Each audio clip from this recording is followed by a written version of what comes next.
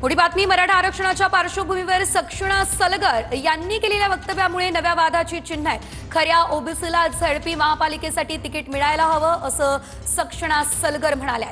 तर डुप्लिकेटानं घरचा रस्ता दाखवा असं देखील सक्षणा सलगर यांनी म्हटलंय। तर सक्षणा सलगर यांच्या वक्तव्यावरून पवारांच्या पक्षाचे प्रवक्ते राजा राजापूरकर यांनी देखील माफी मागितली आहे। या नाराज भाजपाच्या लोकांनी आरक्षणाचा खोडा घालून ठेवला। ओबीसीचं जरा जास्तच झालंय, ओबीसीची संख्याच वाढली झडपीमध्ये।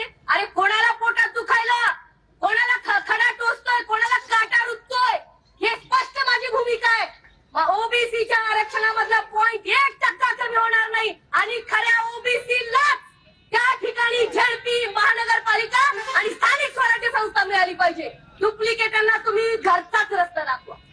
लातूर जिल्ह्यातील शिरूर अनंतपाळ या चौकामध्ये त्या ठिकाणी एक सभा घेण्यात आली होती। अनंतपाळच्या त्या गावाच्या चौकावरती ही सभा होती, चौक सभा होती आणि या सभेदरम्यान आमच्या सहकारी सक्षणा सलगर यांच्याकडनं प्रसंगावधानाने भाषणाच्या ओघात बोलताना त्या ठिकाणी एखाद्या समाजाला भावना दुखावल्या जातील अशा प्रकारचा शब्द त्या ठिकाणी निघाला।